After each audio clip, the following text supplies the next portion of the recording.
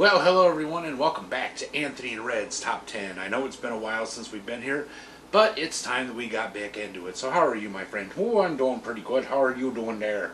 Well, I'm doing pretty well. Oh, I see your hair is getting kind of long there. Yeah, but the ladies like it.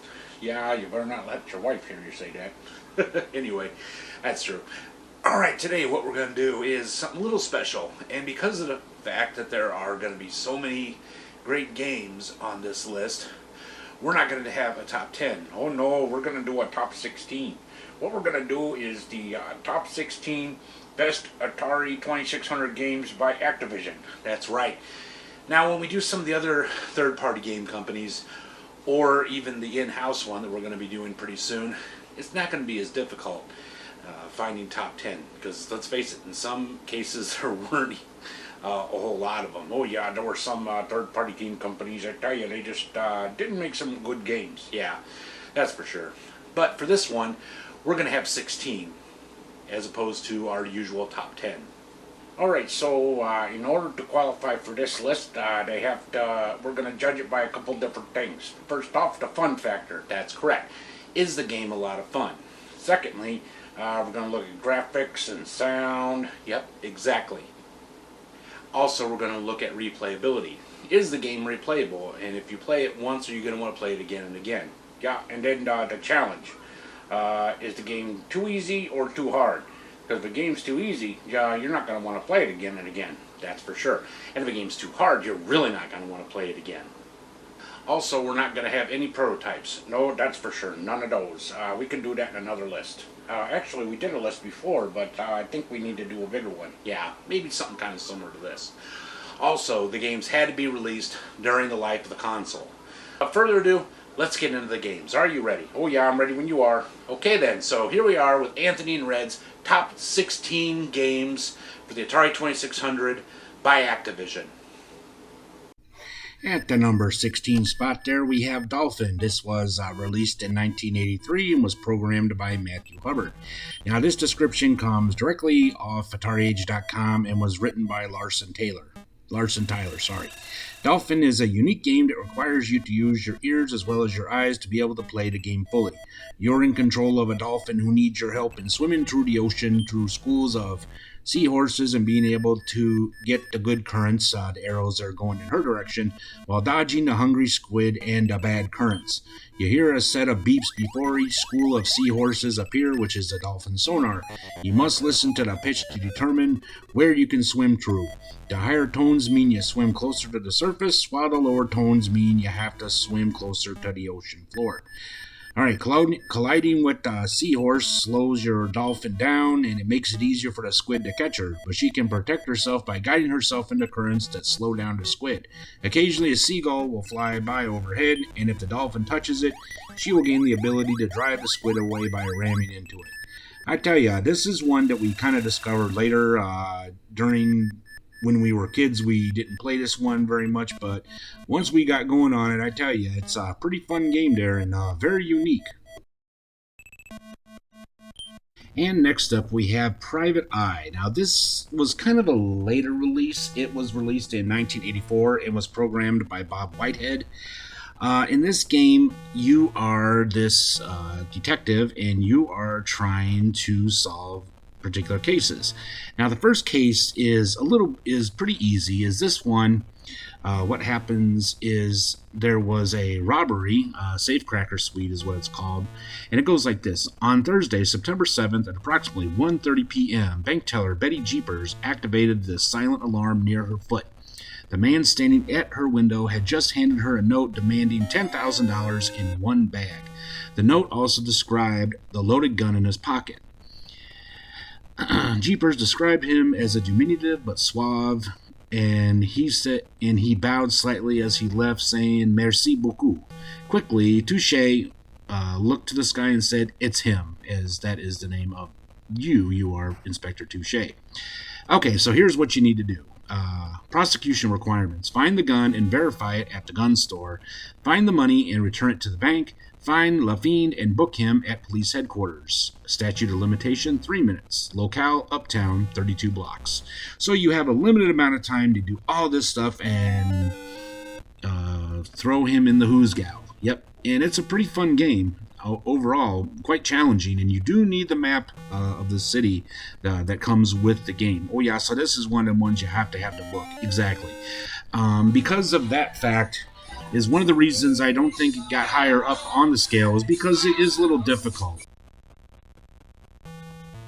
And next up here, we have at the number 14 spot, we have Cosmic Commuter. This was released in 1985 and programmed by John Van Ryzen.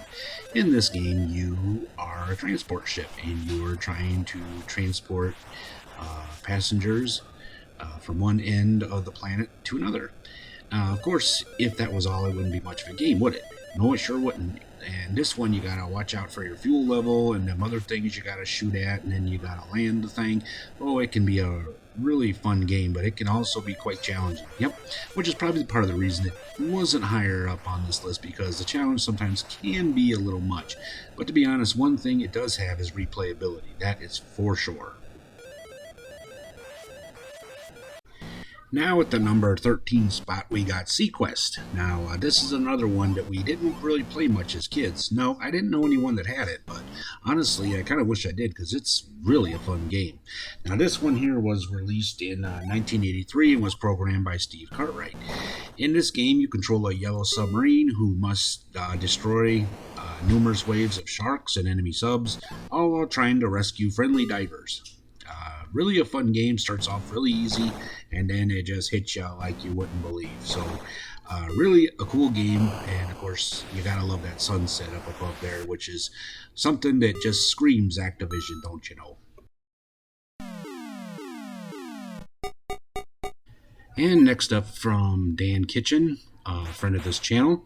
For 1983, you have Crackpots. In this game, you are dropping pots on these bad bugs that are trying to eat away at your house. Pretty simple, but yet still a very, very fun game, and one that I enjoy playing for many hours on end. At the number 11 spot there, we got Chopper Command by Bob Whitehead. In this war game, you take on the role of this helicopter, and you're trying to protect a convoy from other jets and all kinds of stuff. They're trying to shoot them, so you are protection. And boy, you can just really hammer on the fire there. And of course, you got that beautiful sky. And this game just is Activision all the way, and definitely one that we used to play a lot when we were little. Oh yeah, and still play to this day. This definitely has replayability, and it's one of those games that you just can't put down. At the number 10 spot, we have Keystone Capers. This was released in 1983 and was programmed by Gary Kitchen. Now, I am a sucker for silent films, especially the comedies like Chaplin, and I love the Keystone Cops, and so this was right up my alley. Now, in this one, you take on the role of Keystone Kelly, this copper, and you are trying to catch this bad guy who's running through a shopping mall. And you gotta avoid some different obstacles on the way, jump over stuff, pick up evidence, and ultimately catch him before time runs out. A really addictive game, and probably one of the few games I probably could have actually got the patch for. How about you? Oh yeah, I don't enjoy as much as you do, but man, I've seen you play this game for hours on end, I tell you what. At the number 9 spot, we have River Raid. This was released in 1982 and programmed by the only lady on today's list, that being Carol Shaw. What can you say about this game? It's just so much fun. Oh yeah, I mean, this is one of them loud games where it's just, you play this game as a kid and your parents think there's a full-scale war going on in the living room. What you're doing is you're going down a river here and you're just blasting everything in sight. Make sure you don't run out of fuel though, and pick that up as you're going. But I tell you, it gets pretty intense after a while, and sometimes you're going to be hitting the reset button a lot, but you know what, who cares, because this is a fun game. And at the number 8 spot, we have Pitfall 2. This was released in 1983 by David Crane. Now, I know I'm going to get some heat for this because, people say, the graphics are beautiful, the sound is great, and the challenge, and blah, blah, blah. But honestly, the challenge sometimes is too hard. I mean, it took me forever to beat this game, and I don't know if I even be able to do it again. Oh yeah, because I mean, it's tough, but at least the important thing is you hit them little spots there, and when you quote unquote die, it takes you right back there. Yeah, but I have such a hard time when you get those bats, just getting the timing just right. But like I said, if it hadn't been such a hard game, I probably would have had it higher on the list. But overall, I mean, it is a great game, and if you don't mind. And a game that's hard and quite difficult, you'll probably enjoy it. And remember, this is Atari, so there's no saving. You gotta sit down and play this sucker all the way through. So, yep, I am waiting for the hate mail. Next up at the number 7 spot, there we have Enduro. Now, this was programmed by Larry Miller and was released in 1983. In this game, it's a racing game, but you're not really racing against other people, even though they're on the track with you. You're actually racing against the clock. And boy, this game gets hard really fast, but not hard enough that you're not gonna keep trying. Oh, that's for sure. I mean, you're going on this track and it twists and turns so much. You got all the cars in front of you, then it goes to nighttime, then you're in the fog, then you're in the snow. Wow. Just, I can't find the words to tell you how many times I've kept replaying this game hoping to get a better score. Yeah, did you ever get the patch for this one? Well, no. Unfortunately, I never got any of the patches. I qualified for some of them, but, that was when I was older and, the patches were long gone. But this one, I think I came close, but not quite. But overall, I just kept right on trying because the game is that much fun. And next up we have Grand Prix from 1982, programmed by David Crane. Now this is a game I have so many fond memories of. I remember when my parents got the game for us, we just played the heck out of it. I even had some friends that would come over and they would ask to play this because they just love the game so much. Oh yeah, it's a fun game.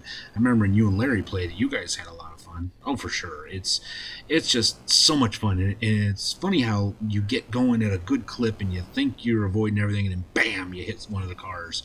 Just the sound it makes, and it's just an overall very well made game. Simplistic in some ways, but overall just a really fun game with replayability. I mean, look at it. The game is 40 years old and I'm still playing it to this day, so that should tell you something. And at the number 5 slot, we have Ghostbusters. This was released in 1985, about a year after the movie was. Also programmed by David Crane and assisted with by Dan Kitchen. In this game here, you are the Ghostbusters, and you're going around busting ghosts and sucking them up with the ghost vacuum and trying to save the city from Zool and all that good stuff. And the Stay Puft Marshmallow Man comes out. Now, this is not the best port of this game. Personally, I think the Commodore 64 was the best. It wasn't the worst. Definitely the worst has to go to the NES. Oh, that was bad. But overall, it's a great game, and it really, really pushes the Atari 2600 to its limits. Oh yeah, it sure does. And I'll tell you, it's so much fun. And it does have replayability because you want to keep playing over and over again and see if you can get a better score. And hopefully not let the Stay Puft Marshmallow Man squish the buildings. But yeah, replayability. It has the theme song playing, and it's not annoying. Sometimes when you have the looping music, it can get real annoying, but this one, it does not. It's a great game and a must-play for sure. Next up, we have a game that was released during the height of the video game crash, 1984, and this is Hero. It was programmed by John Van Ryzen. In this game, you take on the role of our hero, and you are diving deep into the mines to save the miners. You have a helicopter on your back, a laser, dynamite, and it's just so much fun. And you want to talk about replayability. I'll tell you, I have played this game, I can't tell you how many times, just trying to get higher levels and trying to memorize it. And you do need to memorize. Oh yeah, you got to memorize what lies down each passage. Be careful, watch out for the lava and the snakes, and it's just Wow. I mean, it doesn't matter what platform you play it on, and it's been released for several. The integrity of the game is kept throughout the different platforms. But of course, the first time I played it was on the 2600. So, yes, this is definitely a hidden gem in the Activision library. All right, and at the number three spot, we have Laser Blast. This was released in 1981 by and programmed by David Crane. In this game, you take on the role of these aliens, and you are trying to shoot these guys on the ground before they shoot you. Now, I know this game is very simple, and it's a very early Activision game, but I tell you, the replayability makes this high on the ratings. Oh, for sure. I can attest to that. I've seen this guy play this game for like a single game for like 4 or 5 hours straight, just trying to hit that 1 million score, even though he couldn't, get get the patch anymore. He was definitely trying to earn it, I tell you, and it was fun. I remember playing this game as a little kid and just watching my parents and their friends play it, and I had to try it. And once I got started, I just couldn't stop. It's just that good.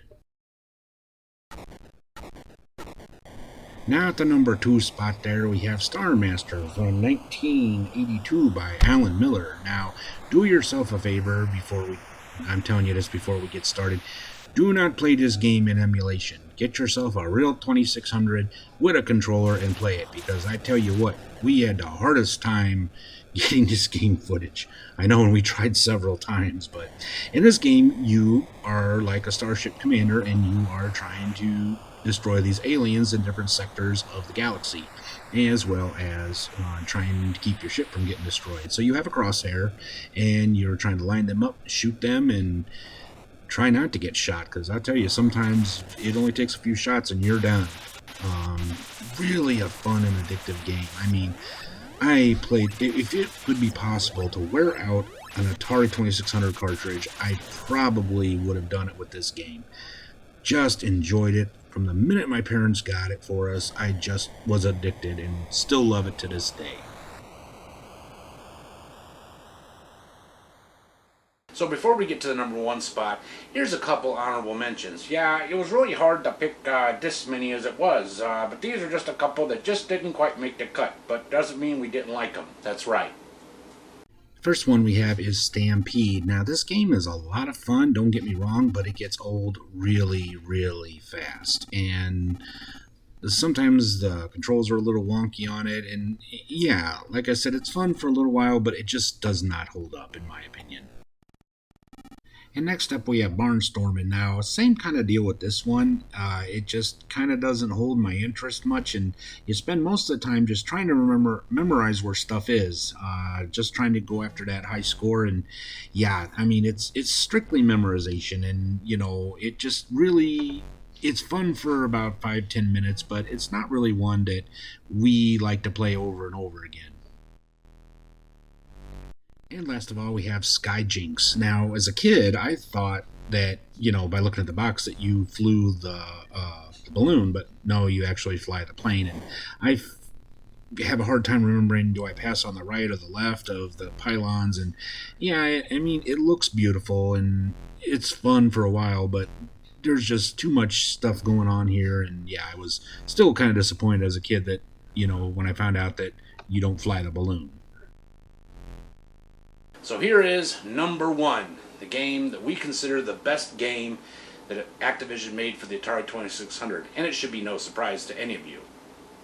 And that is Pitfall from 1981, programmed by David Crane. What can I say about this game? It was one of the very first Atari 2600 games that I ever played. I'll never forget the first time I played it. I was over at my aunt's husband's family's house, and I just fell in love with the game right then and there. And I've been playing it on and off for years. It never gets old.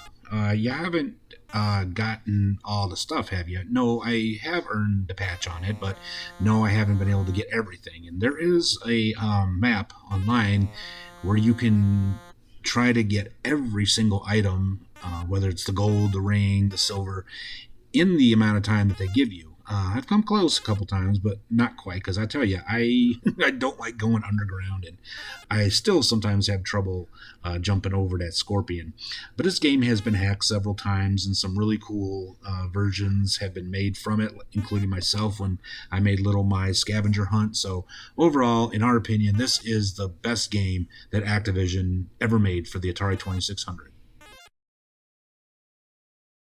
Well, that brings this episode of Anthony and Red's Top 10 to a close. Yeah, even though it wasn't a top 10. Well, that's true. We really hope you guys enjoyed it. If you did, let us know by giving us a big thumbs up and subscribe to this channel if you haven't already. So what's going to be the next time we get together? Oh, yeah, we should probably talk about that.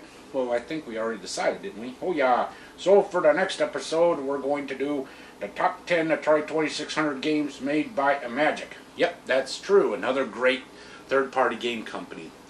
Well, until that time, I'm Anthony Gamer, and I'm Red the Fox, and we will see you all in the next episode of Anthony and Red's Top 10. Bye for now. Bye, everyone.